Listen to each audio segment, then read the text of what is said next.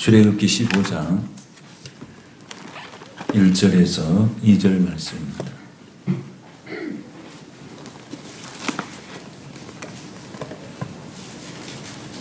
다 같이 출애굽기 15장 1절에서 2절 말씀을 한 목소리로 같이 봉독하겠습니다. 다 같이 봉독하겠습니다. 시작. 모세와 이스라엘 자손이 이 노래로 여호와께 노래하니 일렀으되 내가 여호와를 찬송하리니 그는 높고 영화로우시며 말과 그 탄자를 바다에 던지셨음이라. 여호와는 나의 힘이요 노래시며 나의 구원이시로다. 그는 나의 하나님이시니 내가 그를 찬송할 것이요 내 아버지의 하나님이시니 내가 그를 높이리로다. 아멘.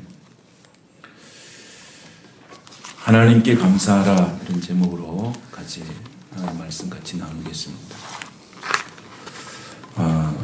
감사절 말씀을 준비하는데 다른 때보다도 마음이 무겁고 좀 버거운 마음으로 감사절 말씀을 이렇게 묵상하면서 준비했습니다. 기도가 됐습니다. 하나님, 이 모든 시국의 상황이 어느 때까지입니까?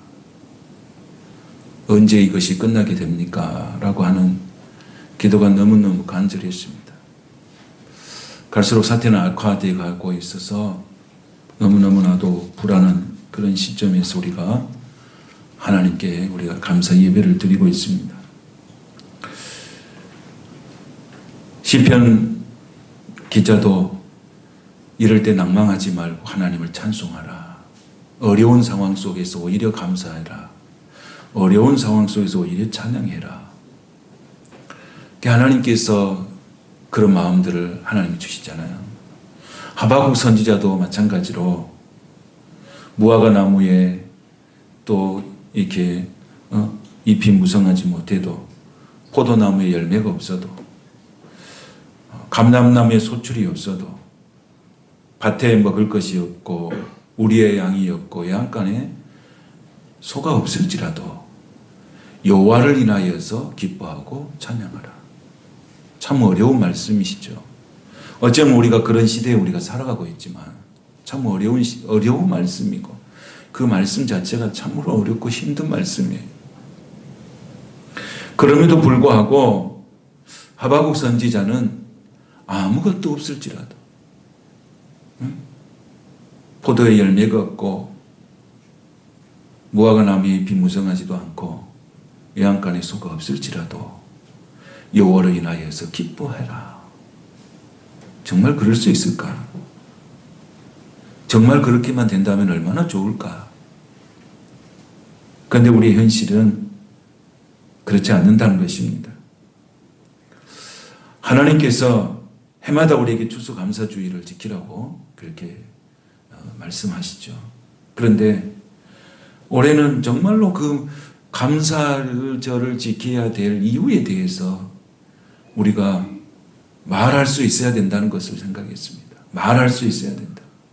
베드로전서 3장 15절에 보면 너희 속에 있는 소망에 관한 이유를 묻는 자에게는 대답할 것을 항상 준비하라 그랬습니다.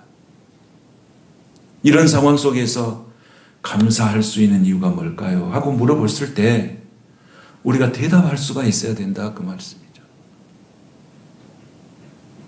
정말로 자영업자나 소상공인이나 모든 경제가 전 세계적으로 한국적으로 이런 이기한 상황이 왔는데 우리가 하나님 앞에 감사 예배를 드리고 감사절을 지킨다고 했을 때 내 안에서 그것에 대해서 설명할 수 있어야 되고 말할 수 있어야 된다는 거예요. 정말 감사합니까? 그렇게 물어봤을 때 내가 내 속에서 나오는 신앙의 고백, 아주 본질적인 문제죠. 내가 아주 본질적인 것을 고백해야 되는 거죠. 본질적인 것.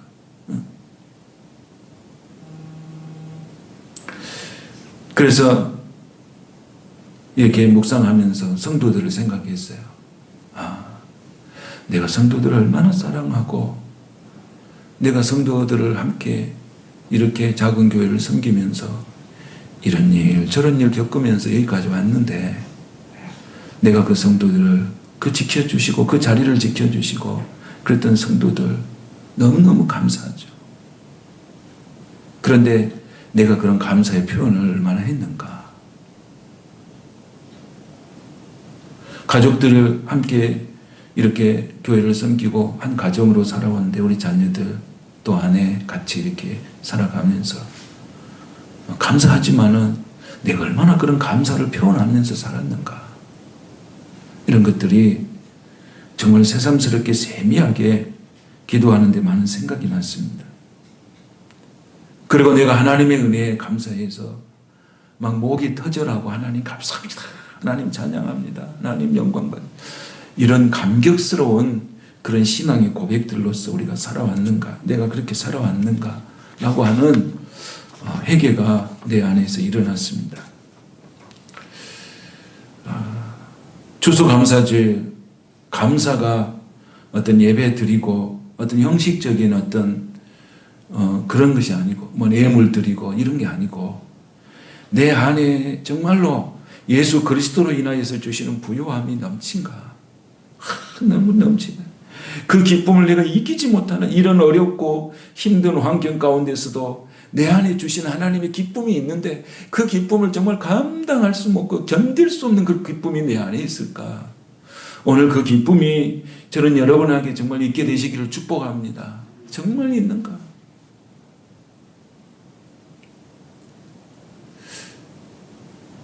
감사절을 지키는데 우리가 이 강단을 올해는 꾸미지 않기로 이렇게 했어요. 그런데 강단을 꾸면서 여기서 나온 과일이나 또 이런 것들을 내가 이렇게 주변에 어려운 교회들을 이렇게 섬겼어요. 그렇게 했잖아요. 우리가 그 목사님들 서너 교회를 이렇게 와서 다 가져가서 이렇게 또 같이 나누고 그렇게 했거든요. 올해는 그게 없어져 버렸잖아요. 없어져 버렸어요. 저도 잊어버렸죠.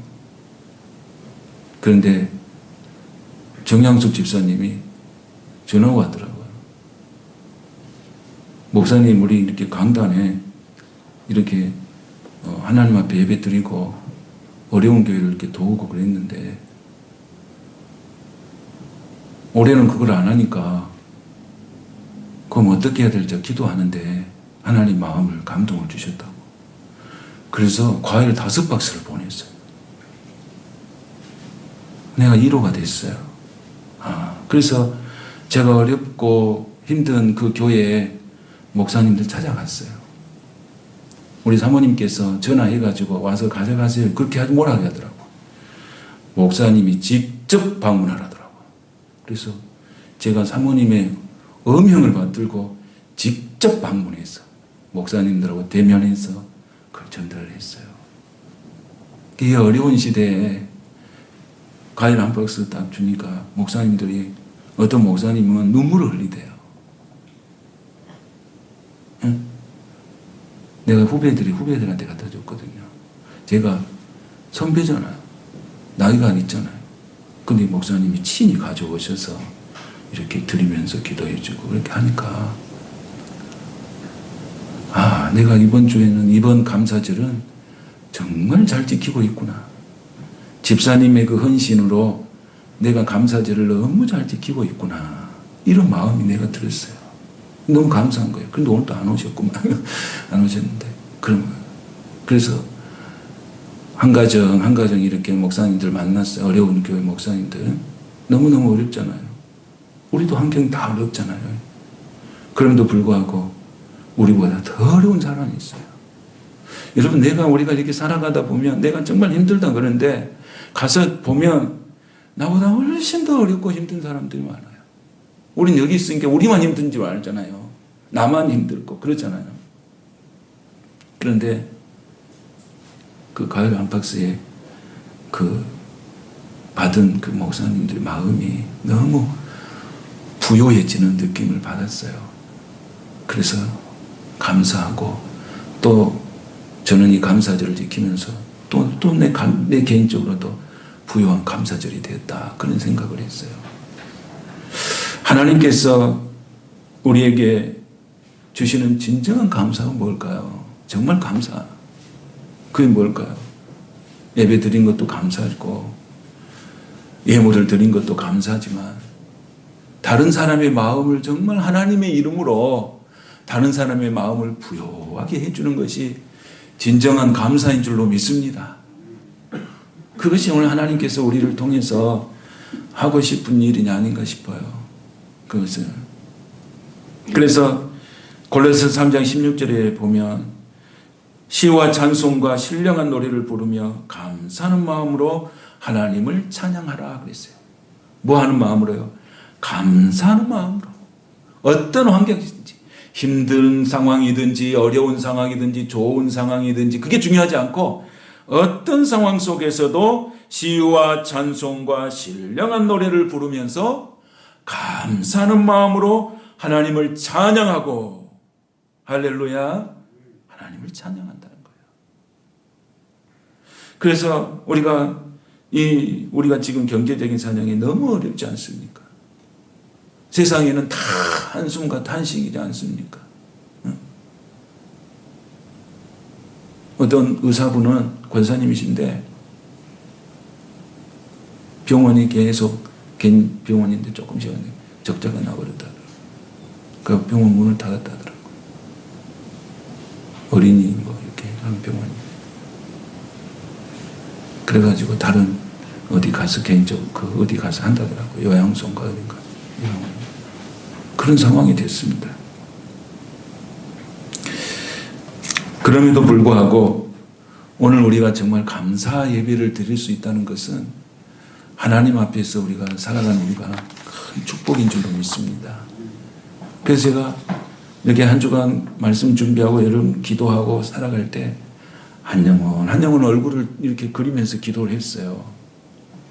특별히 이 한 주간은 또 다니엘 기도의 마지막 주간이고 그런데 정말 하나님이 기도를 시키셨어요. 저를 그냥 목이 터져나고 기도를 시켰어요. 얼마나 기도를 시켰는지 몰라요. 하나님이 그렇게 기도를 막 시키대요.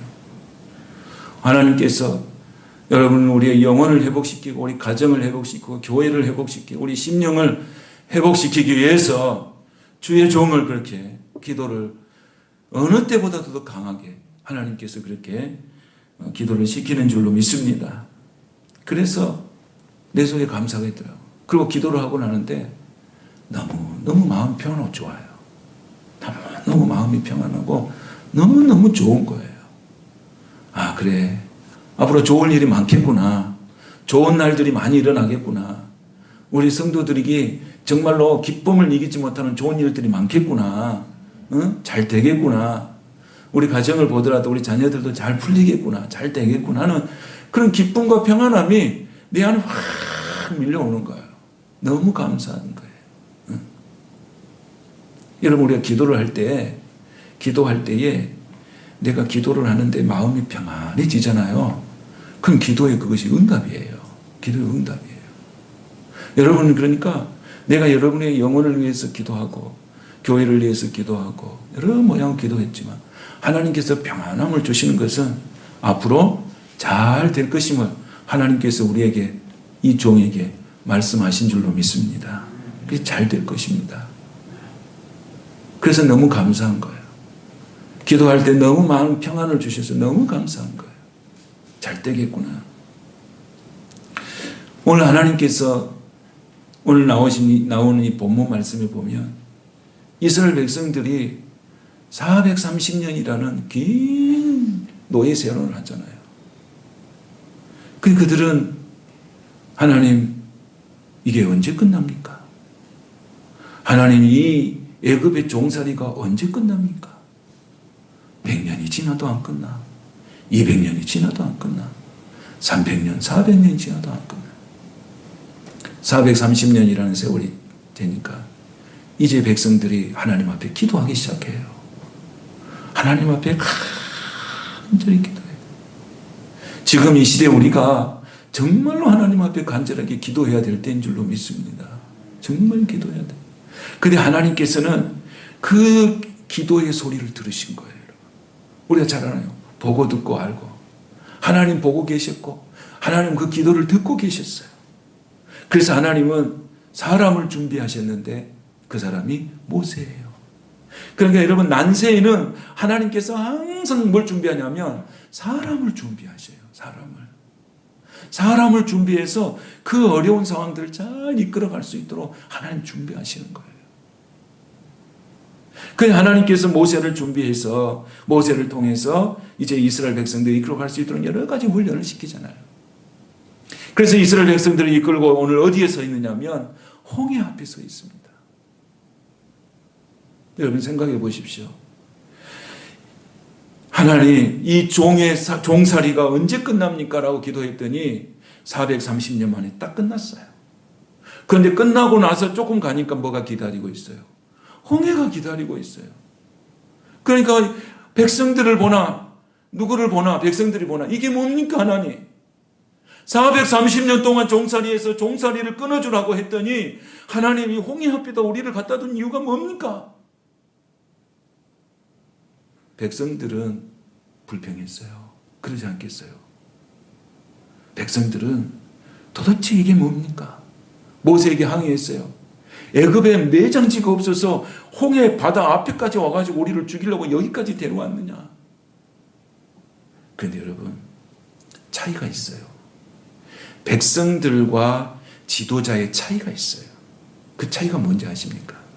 백성들은 뭐 했습니까? 불평하고 원망했습니다. 그런데 지도자는 뭐 했습니까? 무릎을 꿇고 기도했습니다. 이게 차이예요. 여러분, 우리의 신앙의 초보적인 신앙과 우리가 성숙한 신앙의 차이가 뭡니까? 어려운 상황이 오면 불평하고 원망하는 건 초보적인 거잖아요. 그런데 이 불평하고 원망하는 그 상황 속에서도 이 성숙한 신앙을 가진 사람들은 그래, 기도하자. 하나님의 뜻이 있겠지. 이렇게 가는 것이 성숙한 신앙이에요. 모세는 생각했어요. 모세는 믿었어요. 430년 동안 이스라엘 백성들이 종살이로 살았어요. 그래서 모세를 불러서 이스라엘 백성들을 여기까지 인도했는데 그 엄청난 많은 사람들, 200만이라는 사람들.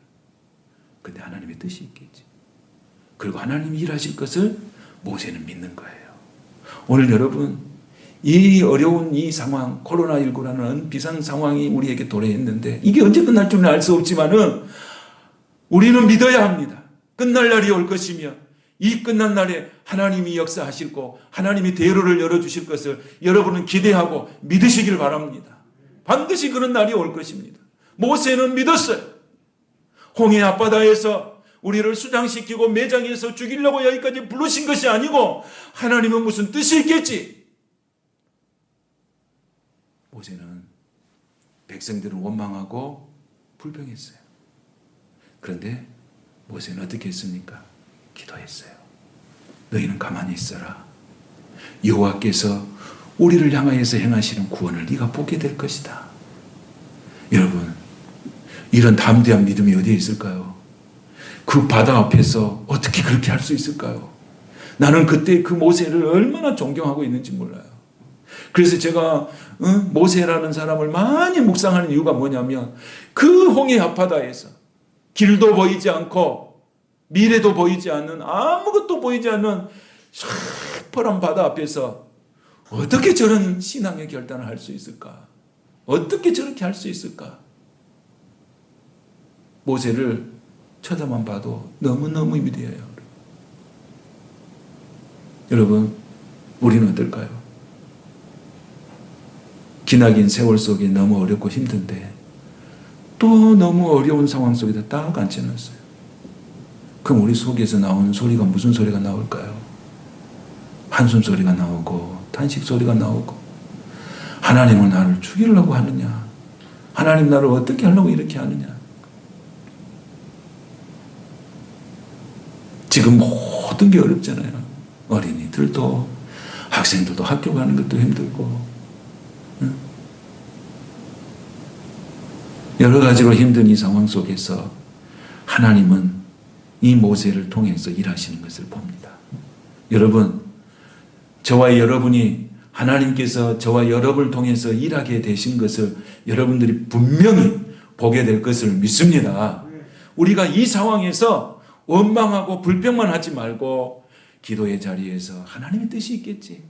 그리고 끝까지 하나님을 부여잡고 될 때까지, 응답될 때까지, 길이 열릴 때까지 하나님 의지하고 살면 반드시 하나님은 홍해를 가르신 하나님, 바다에 길을 내신 하나님이 내 인생에도 길을 내실 줄로 믿습니다. 사막에도 하나님께서 물을 내실 줄로 믿습니다.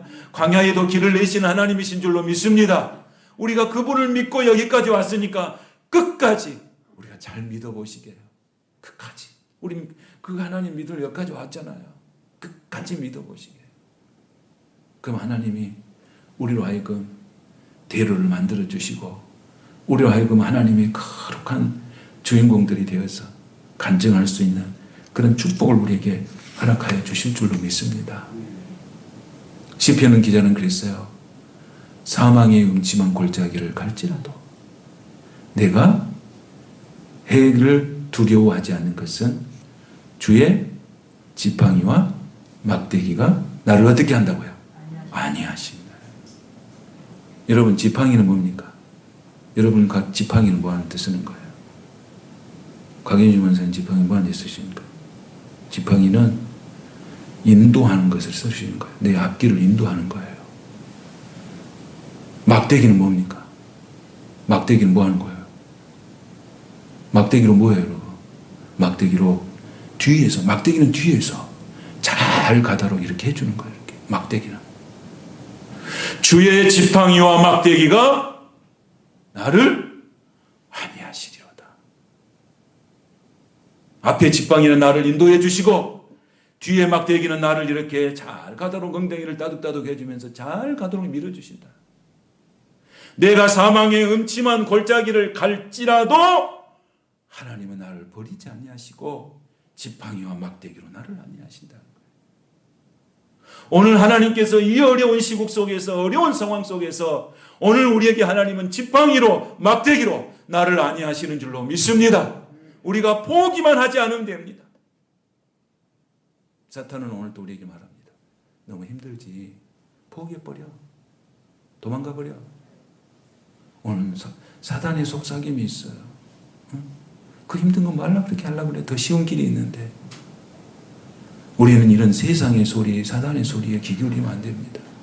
우리는 어렵고 힘들수록 기도의 자리에서 하나님의 음성을 듣고 하나님이 주시는 인도함 따라서 주의 지팡이와 막대기로 인도하시는 그 하나님 앞에 감사하고 찬양하며 그 길을 우리가 걸어가야 될 줄로 믿습니다.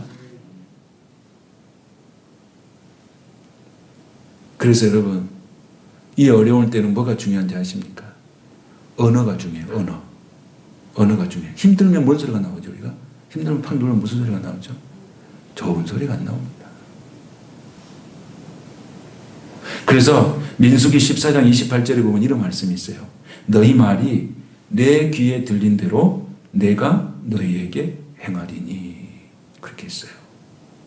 하나님 뭐라고 말씀하시냐면 너희 말이 내 귀에 들린 대로 내가 너희에게 행하리니. 이것은 무서운 말씀이죠. 그러니까 내 언어가 얼마나 중요하다는 것을 말하는 거예요. 내가 하나님 앞에 불평하고 원망하고 저주스러운 말을 하고 그러면 그것이 누구한테 들리는 거예요? 그게 하나님의 귀에 들리는 거예요.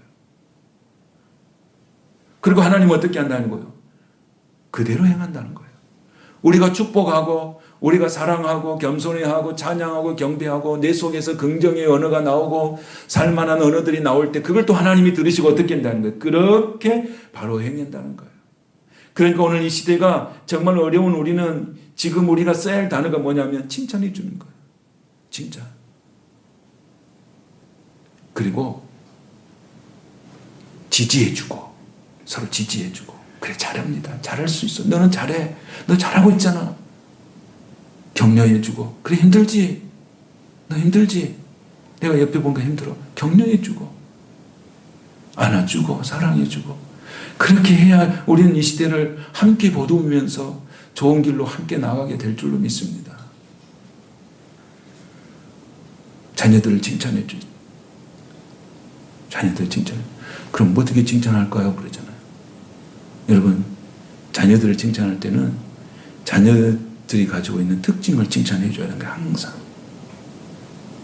너는 웃는 모습이 너무 예뻐. 너는 밥 먹는 모습이 너무 예뻐. 너는 뭐 하는 모습이 너무 예뻐. 너는 코가 예뻐. 너는 눈이 예뻐. 이게 칭찬이에요. 그렇게 해서 칭찬을 해줘야 돼요. 그게 칭찬은 구체적인 칭찬이에요. 그리고 리더십에 대해서 칭찬해 줘야 돼요. 네가 친구들과 이렇게 어울린 거 보니까, 네가 뭐 하는 거 보니까 정말로 하나님이 좋은 리더십을 너한테 주셨구나. 그런 리더십에 대한 칭찬을 해줘야 돼요. 그리고 동기부여해 주고.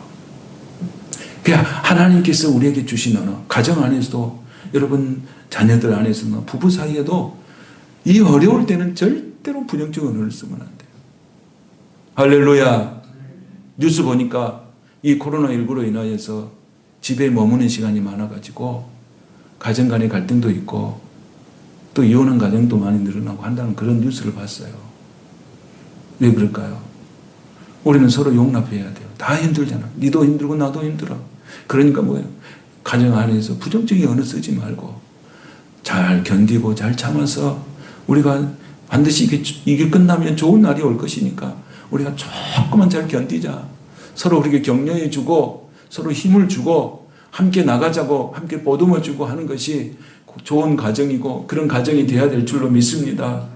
여러분, 천국을 여는 열쇠가 뭔지 아십니까? 언어예요. 언어. 말이에요. 말. 말로서 저주가 나가고 말로서 축복이 나가는 거예요. 언어가 중요해요. 오늘 하나님께서 내 귀에 들린 대로 내가 너희에게 행하리니 그랬어요.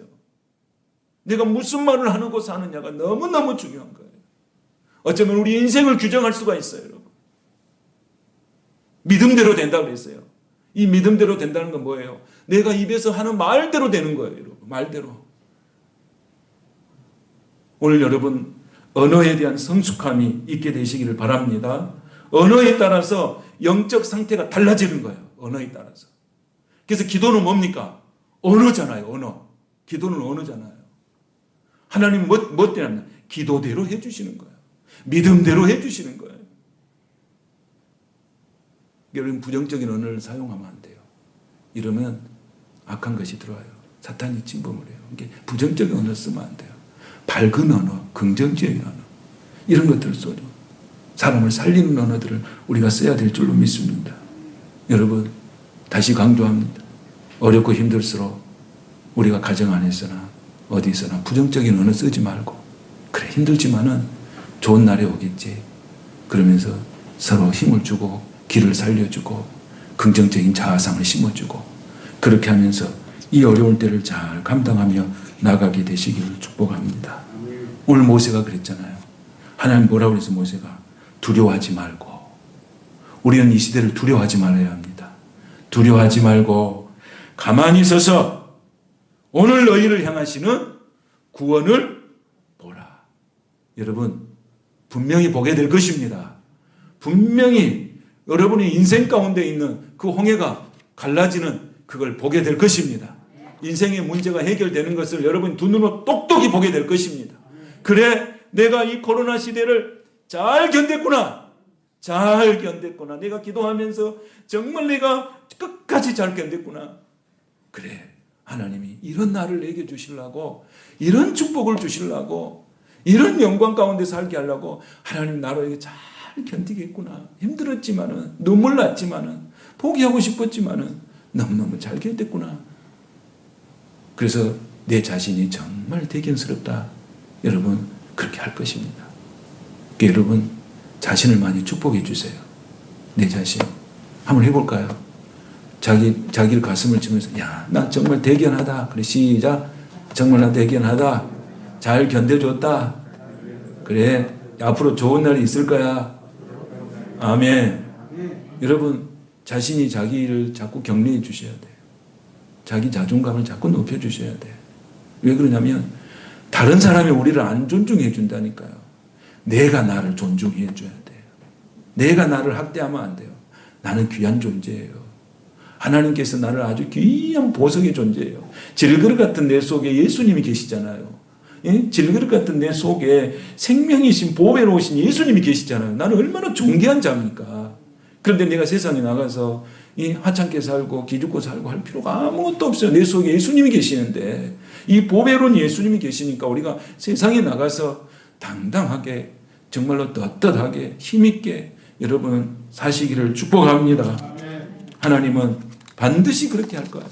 여러분의 삶 가운데 그렇게 하실 거예요. 말씀을 마치겠습니다. 우리는 이 어려울 때 절대 하나님을 놓치면 안 돼요. 여러분, 아무리 힘들어도 하나님을 놓치면 안 돼요. 믿음을 놓쳐버리면 안 돼요. 기도를 놓쳐버리면 안 됩니다. 정말로 그러면 안 돼요. 여러분, 내가 사는 것은요, 우리의 육신의 힘으로 사는 것 같지만은 사는 것은요, 기도의 힘이에요. 근데 남편이 나를 위해서 기도해 주겠지. 아내가 나를 위해서 기도해 주겠지. 부모님이 나를 위해서 기도해 주겠지. 자녀가 나를 위해서 기도해 주겠지. 물론 그렇게 하죠. 그러나 중요한 건 누가 기도해야 됩니까? 내가 기도해야 돼요. 내가 만난 하나님이 있어야 될 줄로 믿습니다. 내가 경험한, 체험한 은혜가 있어야 돼요. 누군가가 기도해 줘서 내가 여기까지 왔는데, 이제는 내가 만나야 돼요. 내가 하나님을 만나야 돼요. 내가 하나님을 찬양해야 돼요. 내가 예배자에 내 스스로 와야 돼요. 그랬을 때 하나님께서 이전에 보다도 더 큰 은혜로 우리에게 채워주신 거예요. 여러분, 이제는 누군가가 나를 위해서도 기도하지만 먼저는 내가 하나님을 만나는 은혜를 경험하는, 축복을 경험하는, 홍해를 가르시는 하나님의 그 기적을 보게 되는 그런 영광스러운 성도들의 삶이 되시기를 축복합니다. 찬양과 감사만이 살 길인 것을 믿고, 한 금년에 살아오면서 너무 힘들었지만 내일부터는 좋은 일이 있을 거야.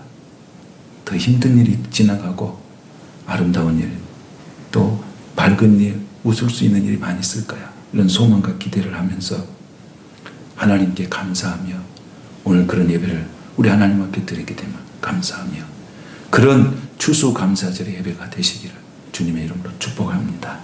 거룩하신 주님, 감사합니다. 여호와께 감사하라. 그는 선하시며 그 인자하심이 영원함이로다 하셨습니다. 홀로 그 기이한 일들을 행하시는 이에게 감사하라고 했습니다. 오늘 감사를 잃어버린 시대입니다. 감사가 회복되게 하시고, 기도를 잃어버린 시대입니다. 기도가 회복되게 하시고, 찬양을 잃어버린 시대가 됐습니다. 찬양을 회복하는, 믿음을 회복하는, 은혜를 회복하는 우리 모든 성도들의 삶이 되게 하여 주시옵소서. 예수님의 이름으로 축복하며 기도하옵나이다. 아멘.